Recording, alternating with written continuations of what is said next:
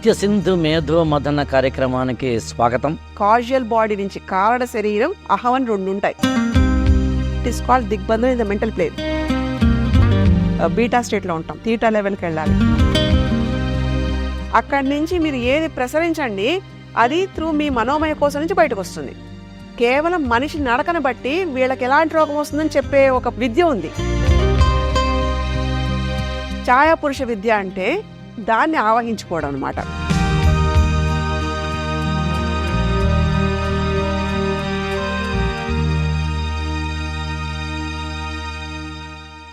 మనం వివిధ ఎపిసోడ్స్లో భారతీయ సనాతన ధర్మంలోని లేదా మన ఆర్ష ఋషులు అందించిన తాత్విక తాంత్రిక సిద్ధాంతాల్లోని అంశాలని వివిధ రూపాల్లో మాట్లాడుకుంటున్నాం.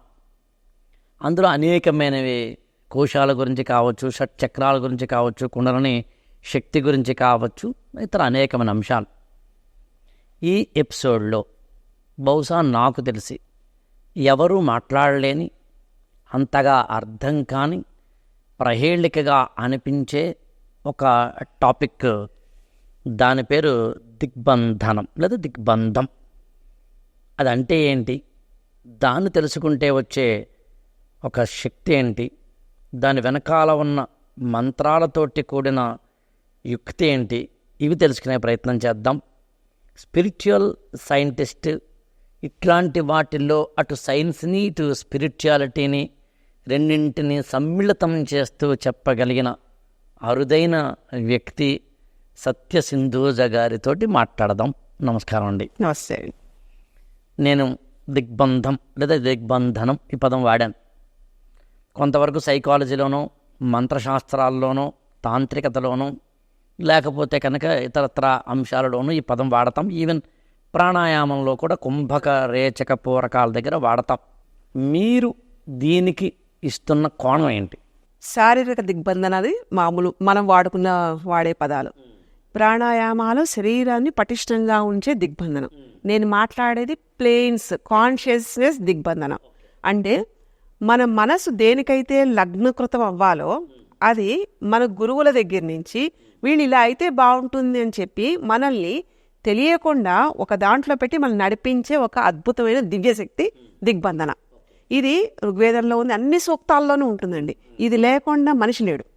అంటే మనకి హిప్నాసిస్ అంటే మనం ఎలా అయితే ఆర్టిఫిషియల్ ఇంప్లాంట్స్ లాగా ఒక కమాండ్స్ పాజిటివ్ నేచర్ని తీసుకొచ్చి మైండ్కి ఎలా అయితే చెప్తామో, ఇది అన్కాన్షియస్ సబ్ కాన్షియస్ మైండ్ నుంచి మనకి తెలియకుండా గురువు ద్వారా ఇలా మన ఒక రూపాన్ని క్రియేట్ చేస్తారు. దీన్ని ఛాయాపురుష విద్యతో లింక్ చేస్తాం. ఛాయాపురుష విద్య అంటే మనం చూస్తున్న ఇమేజ్ ఆకాశంలో కనిపించేసి దానికి ప్రాణం పోసి దాన్ని ఆవహించుకోవడం అనమాట. ఇది ఒక దిగ్బంధన. ఈ దిగ్బంధన వల్ల ఏదైతే ప్రయత్నపూర్వకంగా కష్టపడుతూ ఉన్నామో అని చేస్తున్నామో, ప్రయత్నం ఉంటుంది, తెలియకుండా అయిపోతూ ఉంటుంది, కష్టమే ఉండదు. అంటే అది మనల్ని తీసుకెళ్తుంది. ఇలాంటి ఒక దిగ్బంధన మన వేదాల్లో, పురాణాల్లో, ఇతిహాసాల్లో, సూక్తుల్లో అన్నింటల్లో ఉందండి. ఇది లేకుండా లేడు మనిషి. మనకి అయ్యప్ప స్వామిని చూస్తాం, యోగ ముద్రలో కూర్చొని దిగ్బంధించుకోవడం, అది ఫిజికల్గా కదండి. లక్ష్యం వేరు. అలా కూర్చోవడం ఒకటే కాదు కదా, దాని నుంచి ఒకటి మనకి అర్థం అవ్వాలి, పర్పస్ కదా. అలాగా శరీరం తీసుకున్న తర్వాత శరీరానికి ఎలా అయితే మనం ఒక విధి విధానాలతో చూస్తున్నామో, మనసు దానికి కలవాలి అంటే దానికి ఉండే నాలెడ్జ్ని ఇది నీ పరిమితి లేదా ఇది నువ్వు ఇలా వెళ్ళాలి అని చెప్పేది ఏదైతే డిజైన్ అయ్యి ఉంటుందో అది దిగ్బంధన. అది సాక్తే దిగ్బంధన ఉంటుంది, మనకి సుబ్రహ్మణ్య స్వామి దాంతో సంబంధించి ఉంటుంది. మనకి ఆలోచన కట్టడి చేయడం. ఒక మనిషిని మనం శాసించవచ్చు, లేదా ఒక మనిషి వాళ్ళలా మనం అయిపోవచ్చు, లేదా వాళ్ళ దాంట్లో వెళ్ళేంత ప్రావీణ్యం సంపాదించవచ్చు. అంటే పరకాయ ప్రవేశంలా అంటారండి. పరకాయ ప్రవేశం లాగా. ఇదేంటంటే జీవి మారదండి, కానీ నాలెడ్జ్ విల్ బి గెయిన్డ్. ఈ దిగ్బంధన ఎప్పుడైతే లాక్ అయి ఉంటుందో, సిస్టమ్ మైండ్ లాక్ అయి ఉంటుందో, vulnerable knowledge will be accessible. అంటే ఇంత పెద్ద ఇల్లు అనుకున్నాం, ఆ ఇంటికి ఒక డోర్ ఎలా అయితే ఉంటుందో, ఇంత పెద్ద శరీరానికి ఈ దిగ్బంధన ఈ మనసుతోటి ఈ దిగ్బంధనని ఒక కీ తోటి ఓపెన్ చేయడం. అంటే భాండారంగా ఉండేవన్నీ కూడా మనం యాక్సెస్ చేయడానికి ఈ దిగ్బంధన పెడతాం. అంటే శరీరంలో ఉన్న లేదా మనసులో ఉన్న అనేకమైన అన్యాక్సెసిబుల్ థింగ్స్ అన్నిటినీ యాక్సెస్ తీసుకోవడం. దీనివల్ల మనకి కల్మషం రాదు, ఓకే. కలుషితం అవ్వదు. లక్ష్యం మిమ్మల్ని అలర్ట్ చేస్తుంది. It is like no positive no negative, ఆ న్యూట్రల్ స్థితిని తీసుకొచ్చే ఒక ప్లాట్ఫామ్ ఇది. దీనివల్ల ఏమవుతుందంటే దేనికి మనం స్పందించాం అంటే అమ్మో ఇది ఎలా అయిపోయిందా, ఎమోషన్స్ తోటి ఉండేలాంటివి ఉండవు. స్పందించము అంటే అర్థం ఏంటంటే భయానికో, పిరికితనానికో, బాధకో, ఆవేదనకో, తొత్తరపాటుకో, త్వరపాటుకో గురికాం. అలాంటప్పుడు ఇది ఒక హైవే కదా, అంతే. సో ఇలాంటి ఒక అద్భుతమైన నిగూఢమైన ఒక విద్య పరంపర ఉంది, చాలా విద్యలు ఉన్నాయి దీంట్లో. ఇప్పుడు దీనికి ఏదైనా ఒక చిన్న ఉదాహరణప్రాయంగా చెప్పగలరా? ఇప్పుడు ఇది దిగ్బంధనము అనే దానికి ఉదాహరణ మీరు ఇందాక చెప్పిన ఎనీ విద్యలోంచి లౌకికంగా చూసుకుంటే మనం చిన్నప్పటి నుంచి ఏమనుకుంటాం, నేను ఇంజనీర్ అవ్వాలి లేకపోతే నేను డాక్టర్ అవ్వాలి అనుకుంటాం. ఒకంత తర్వాత అదే వ్యక్తిని కనుక చూస్తే వాళ్ళు చదివింది ఒకటి, చేసేది ఒకటి. ఎందుకంటే వాళ్ళ గాడి ఎక్కడో తప్పింది, అందుకని వీళ్ళు ఇక్కడ చేసే దగ్గర సింక్ అవ్వరు, మిస్ మ్యాచ్ అవుతుంది. అప్పుడు వచ్చేవేంటి, లో మైండ్, డిప్రెషన్, విసుగు, నేను ఇలా అయిపోతున్నానేంటి, ఈ ఫీలింగ్స్ లో ఫ్రీక్వెన్సీ తీసుకెళ్తాను. అంటే అనుకున్నది ఒకటి అయింది ఒకటి, రోజు వచ్చిన నిరాశ. సో ఆ బ్యాలెన్స్ చేసేది అంటే మనకి ఏదైతే లక్ష్యపూర్వకంగా మనం మొదలుపెట్టిన జర్నీ అదే లక్ష్యాన్ని రీచ్ అయ్యేలా తీసుకెళ్తుంది. ఇది ఒక మైల్ స్టోన్. మీరు మీ ఇంటి నుంచి మీ ఆఫీస్కి వెళ్ళాలి అంటే మీకు కొన్ని దిక్కుల ద్వారా వెళ్తారు, లేదా కొన్ని రోడ్ మ్యాప్ ఉంటుంది. ఈ దిగ్బంధన అనేది సోల్కి రూట్ మ్యాప్. ఓకే. బాడీ ద్వారా వెళ్తున్నప్పుడు వచ్చే కన్ఫ్యూజన్స్ తీసుకోకుండా దాన్ని లక్ష్యాన్ని చేరుకోవడానికి వేసుకున్న రోడ్ మ్యాప్. ఈ దిగ్బంధన అనేది మనకి ఇప్పుడు వాడుక పదంలో అది వేరేలా వెళ్తోంది, కానీ చాలా అద్భుతంగా ఉంటుందండి. దీని నుంచి మనం డివేట్ అవ్వడానికి లేదు. డివేట్ అంటే మళ్ళీ తీసుకొచ్చి అక్కడ కూర్చోపెట్టగలదు, శాసించగలదు. అంటే దీనికి ఏదైనా ఇప్పుడు ఉదాహరణకి ప్రాణాయామం అన్నాం అనుకోండి. ప్రాణాయామం అన్నప్పుడు మనం ఏం చెప్తామంటే శ్వాస మీద ధ్యాసను, పద్మాసనంలో కూర్చొని, చక్రాసనంలో కూర్చొని, ఇంకో ఆసనంలో కూర్చొని చేసేదని ఉంటుంది. ఎంతసేపు? ఒక 10 నిమిషాలు, 15 నిమిషాలు, అరగంట తర్వాత. సో అదే ఒక స్టేజ్ సరిగా అంటే సైకిల్ లాగా పైకి వెళ్ళి పీక్స్ వెళ్ళి మళ్ళీ ముగించడంలా జరుగుతుంది. అలా అవుతున్నప్పుడు ఒక స్థిరత్వం ఉండదు. ఓకే. మనం చేసే 5 నిమిషాలు 10 నిమిషాల ప్రాణాయామం అయినా సరే ఎలా అయితే లాంగివిటీని పెంచుతుందో దీన్ని పట్టుకున్న వాళ్ళకి అంత లాంగివిటీని చూడగలుగుతారు. అంటే లక్ష్యం ముందు కనిపించేస్తుంది ఫస్ట్. అది మనల్ని అట్రాక్ట్ చేస్తూ ఉంటుంది. అంటే అది కాక ఇంకొకటి లేదు. ఇప్పుడు స్వీట్ చాలా తీయగా ఉంటుంది, ఎలా తెలుస్తుందండి? టేస్ట్ బడ్స్ ద్వారా తెలుస్తుంది. కానీ రకరకాల స్వీట్లు ఉన్నాయి కదండి. సో అలాగే దిగ్బంధన అనేది ఎక్స్పీరియన్స్ అవుతాం, ప్రతి క్షణంలోనే ఎక్స్పీరియన్స్ అవుతాం, ప్రతి రోజులోనే ఎక్స్పీరియన్స్ అవుతాం. అంటే మనం ఒకటి ప్లాన్ చేసుకుంటాం. సపోజ్ ఈరోజు మనం ఏదైనా బయటకు వెళ్ళాలనుకుంటాం, జస్ట్ విల్ పోస్ట్ పోన్. ఆ పోస్ట్ పోన్ లింక్ ఏ స్థాయి నుంచి అంటున్నాము, ఎందుకంటే దిగ్బంధన కాన్షియస్ లెవెల్ నుంచి వర్కౌట్ అవుతుంది. సో మనకి అందుకే పొద్దున్న లేవగానే రిచువల్స్ లాగా లేకపోతే సంగీతం వినడం కానీ ఒకటి అలవాటు ఉంటుంది. ఆ అలవాటు ఉంటున్నప్పుడు మనసు గందరగోళాల మట్ల ఉండదండి. ఓ పాట పాడామనుకోండి పొద్దున్న, ఆ రోజు అంతా అదే పాట వస్తూ ఉంటుంది. అంత సింపుల్ థింగ్. దానికి తెలియదు ఇది మంచి ఇది చెడు అన్నది తెలియదండి. మనం ఏది చెప్తే అది చేస్తుంది. అంటే ఇది కొంతవరకు అతీంద్రియ శక్తి అనుకోవచ్చు. Super natural power. ఈ సూపర్ న్యాచురల్ పవర్ అన్నప్పుడు అంటే ఇప్పుడు స్వప్న విద్య లాంటివి ఉన్నాయండి, పురుష ప్రదాయని విద్య లాంటివి ఉన్నాయి, కొంచెం ఢాకిని లాంటి విద్యలు ఉన్నాయి. ఆ విద్యల్ని ఎక్కడ లాక్ చేస్తున్నాం మనం? ఎందుకంటే బంధనం అంటే అది మనం దాన్ని అలా కూర్చోపెట్టడం తీసుకొచ్చి, అది మనం ఎక్కడ చేస్తున్నాం, అది మనం ఏ స్థాయిలో నుంచి చేస్తున్నాం. అంటే మనం రోజు చేయడానికి అదొక అభ్యాసంలా ఉంటుందా, లేదా తెలుసుకుంటే సరిపోతుందా, లేదా ఎక్సర్సైజ్ అది ఎట్లా పెర్ఫామ్ చేస్తాం? ఈ పెర్ఫామ్ చేయడానికి ఆలోచన మొదటి మెట్టు. ఈ ఆలోచన ఏ లెవెల్ నుంచి, కాన్షియస్ లెవెల్ నుంచి, కాజువల్ బాడీ నుంచి, కారణ శరీరం, అహం అని 2 ఉంటాయి. కారణ శరీరం అహంతో కూడినప్పుడు లౌకికంగా ఉండేవన్నీ అట్రాక్ట్ అవుతుంది. అహాన్ని కారణ శరీరాన్ని విడదీసేస్తుంది. ఇవి నీ అహం, ఇది నీ కారణ శరీరం, ఇది. సో దీంతో మనకు పని లేదు అని ఏదైతే క్లియర్గా చెప్పగలుగుతుందో, విడదీస్తుందో, అది దిగ్బంధనలో వచ్చే ఒక పొర, దాని మీద మనం నుంచోబెడుతుంది. అది కలవనీయదండి, అన్నిటికీ కలిపేసుకునే గుణంలా ఉండదు దానికి. దీనికి మంత్రశక్తిని ఎందుకు అంటామంటే శబ్దంతో కూడా ఉంటుంది మనది, ఈ నాదానితోటి కనెక్ట్ అయి ఉంటుంది. సో ఇంటర్నల్గా ప్రతి శరీరానికి, ప్రతి బాడీకి, ప్రతి జీవికి ఒక బీజాక్షరం ఉంటుంది. ఆ బీజాక్షరాన్ని కనుక్కోవాలి.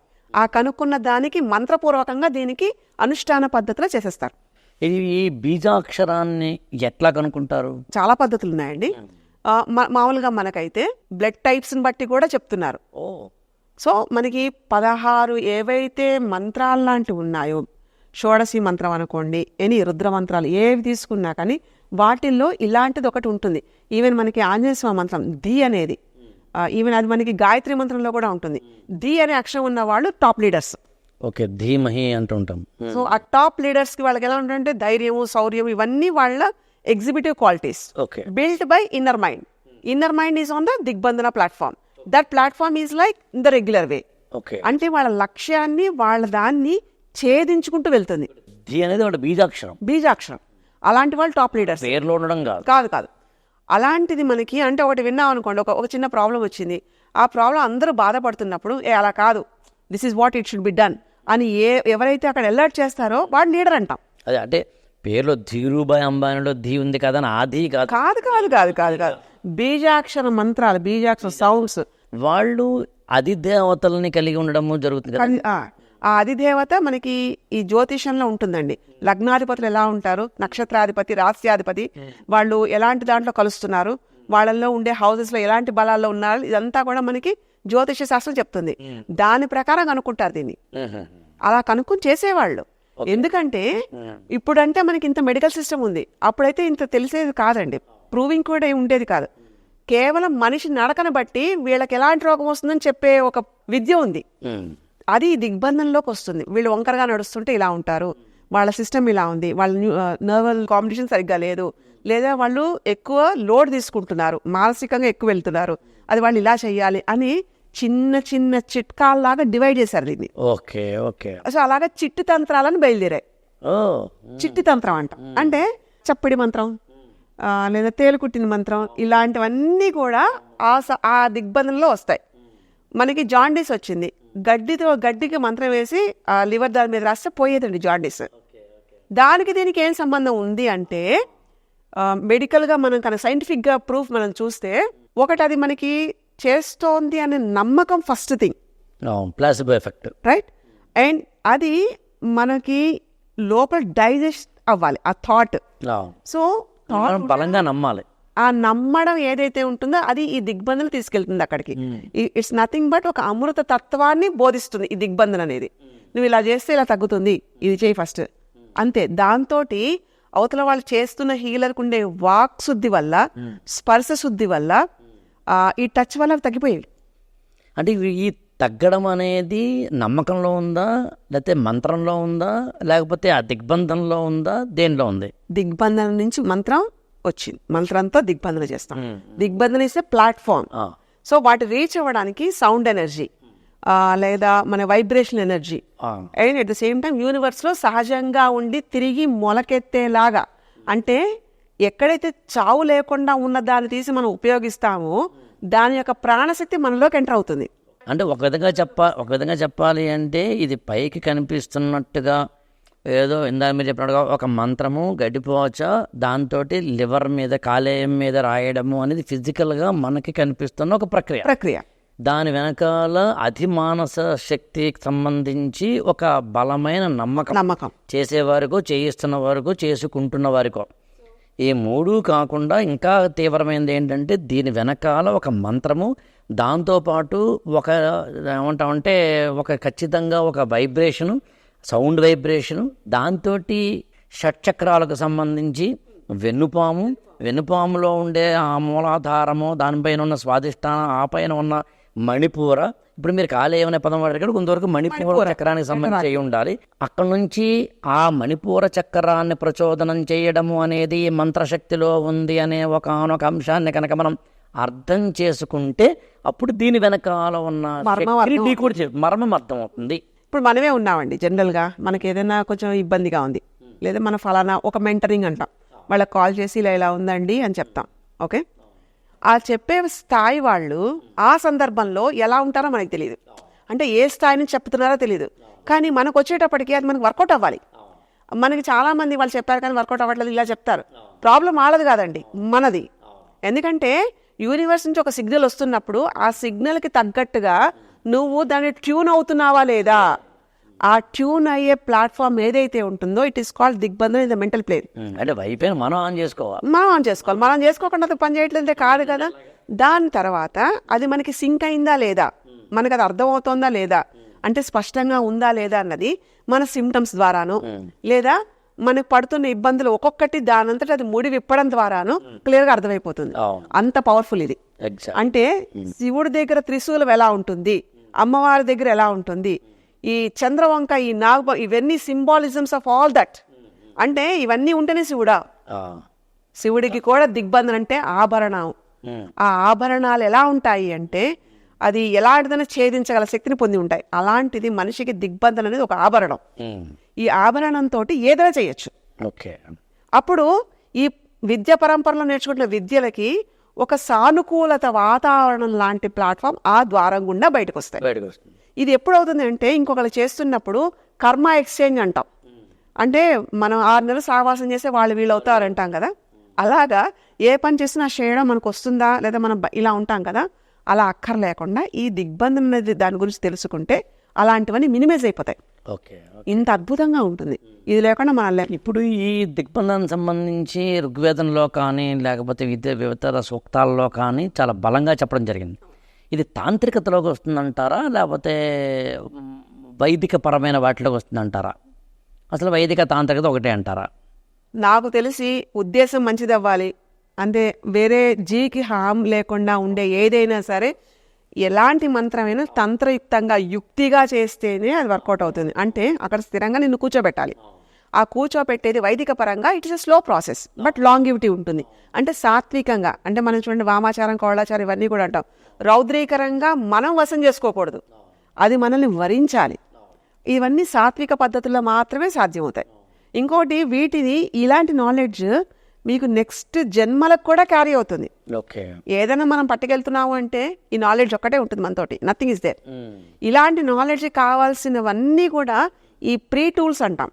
ఇలాంటివన్నీ ఉంటే మనకి అవతల మనం గంటల కూర్చొని తపస్సు చేయక్కర్లేదండి.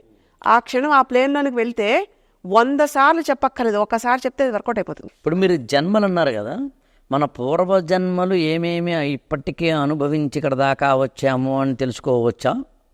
ఎన్ని జన్మలు తెలుసుకోవచ్చు?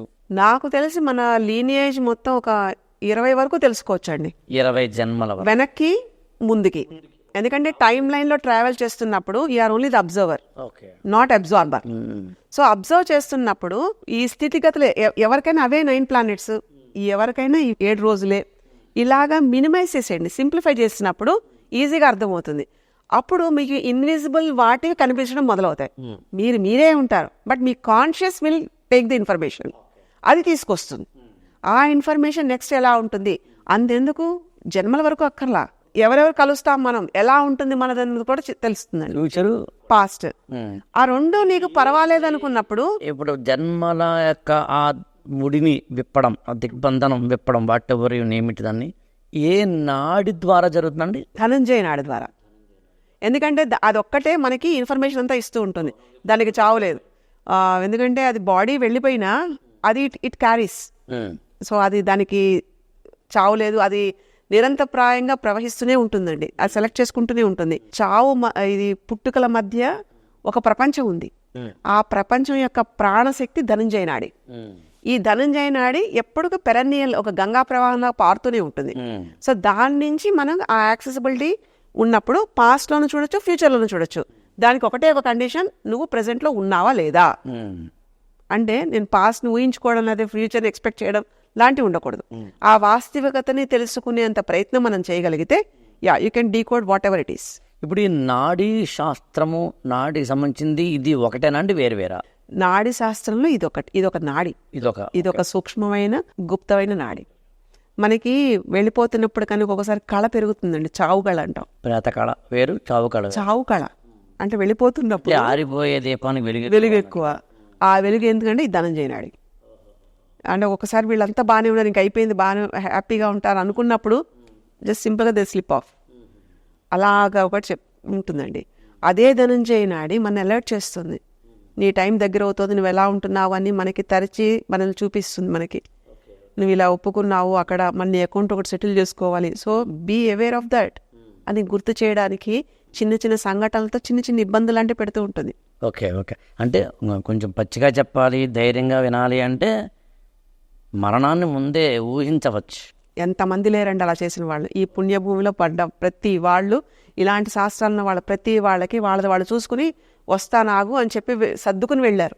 ఓకే ఓకే ఓకే ఓకే వాళ్ళ మాస్టర్స్ టీవీ లాంటి వారు అలాంటి వాళ్ళు. అండ్ వాళ్ళకి అసలు ఆ యోగం ఏదైతే ఉంటుందో రమణ మహర్షి అది ప్రతి వాళ్ళకి యాక్సెసిబుల్. నాట్ ఓన్లీ వాళ్ళండి, ప్రతి మనిషికి కూడా ఇలాంటివన్నీ ఉంటాయి. కానీ ఇది గుప్తంగా ఎందుకు ఉండింది అంటే దీని వెనకాల తపన ఉండాలి, దానికి అది తెలుసుకునేంత ఉంటే యూనివర్స్ విల్ సెండ్ ఒక గురువుని పంపిస్తుంది. ఇది నేర్చుకునే ప్రక్రియలో మనం సిద్ధంగా ఉండాలి అంతే. ఆ సిద్ధంగా ఉంటున్నప్పుడు ఇలాంటివన్నీ కూడా వాళ్ళు వచ్చి ఇలా చెప్పి ఇలా వెళ్ళిపోతారు. అంటే అది యాక్చువల్గా అంటే సైకాలజీలో కూడా మన యొక్క సబ్కాన్షియస్ మైండ్లో మనకే తెలియకుండా మనము కొన్ని ఆలోచనల ప్రవాహాన్ని చేసుకుంటూ వెళ్ళే క్రమంలో మనము జరగబోయే అంశాలని ముందుగా స్క్రీన్ ప్లే వేసినట్టుగా మన యొక్క బ్రెయిన్లో వేస్తుంది సబ్కాన్షియస్ మైండ్.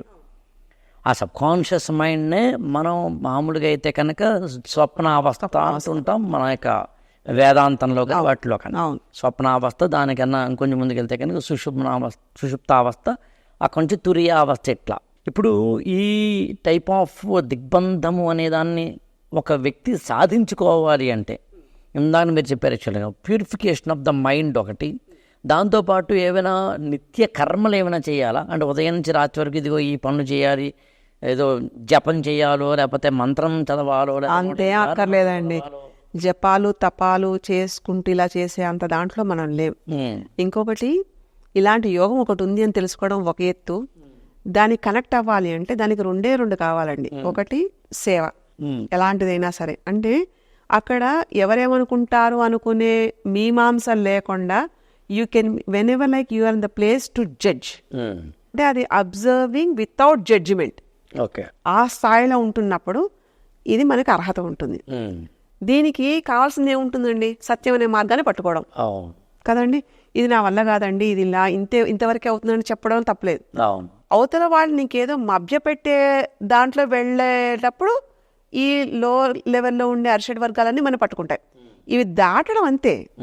ఇవే అరిషడ్ వర్గాలు, ఇవి మనల్ని పట్టకుండా కొంచెం ప్లేన్ రేస్ చేయాలి అంటే breathing technique, sun gazing, best medicine, confidence, best booster. నీకు కావాల్సింది ఏదో మితంగా తినడం, అతిగా కాదు. అంటే శరీరాన్ని భారం చేయకుండా ఏ ప్రక్రియ చేసినా దీనికి ఎలిజిబుల్. భగవద్గీతలో చెప్పారు. అలా ఏది చేసినా యూఆర్ ఎలిజిబుల్. దాని మీద కష్టం ఏముంది? అది నిత్య జీవితంలో చేసే అంశాలే. అంటే మామూలుగా మనకి చెప్పాలంటే గంధపు చెక్కని రాయి మీద రాసి ఆ గంధపు చెక్క సువాసన రాయి కూడా అదుతున్నాను. అట్లా నిత్య కర్మలు అనేవేమో గంధపు చెక్క అయితే, మనం రాయి అయితే కర్మలు సరిగ్గా చేస్తే మనకు కూడా దానికి సంబంధించిన కర్మ వాసన అందుతుంది. ఎంత బాగుంటుందంటే మనకి డేలో సూర్యుడు షేడ్స్ మనం చూస్తే మన షాడో ఉంటుంది కదండి. ఎప్పుడైతే మన షాడో మనతో కలిసిపోయి ఒక సందర్భం వస్తుందండి, సన్ రైజ్ సూర్యుడు ఎత్తి మీద ఉన్నప్పుడు, అలాంటప్పుడు అభిజిత్ లగ్నం అంటాం దాన్ని. అభిజిత్ లగ్నం. ఆ లగ్నంలో ఇలాంటిది తలుచుకున్నంత మాత్రాన ఎలా అయితే సూర్యుడికి అమావాస్య సూర్యుడికి 1.5 డిగ్రీ ఎక్కువ తీక్షణత ఉంటుందో అలాగా మనం ఈ లెవెల్ చేరడానికి దిగ్బంధన అనేది తీక్షణంగా వర్కౌట్ అవుతుంది, పట్టు ఉంటుంది.